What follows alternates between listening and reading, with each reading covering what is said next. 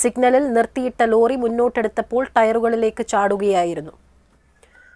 സുഹൈൽ അഹമ്മദ് ഉണ്ട് പാലക്കാട് നിന്നും. സുഹൈൽ, വിവരങ്ങൾ. അമീന, ഇന്ന് ഉച്ചയ്ക്ക് ശേഷം 3 മണിയോടുകൂടിയാണ് സംഭവം. പാലക്കാട് മേലെ പട്ടാമ്പിയിലെ ഒരു ജംഗ്ഷനിൽ സിഗ്നലിൽ നിർത്തിയിട്ടതായിരുന്നു ലോറി.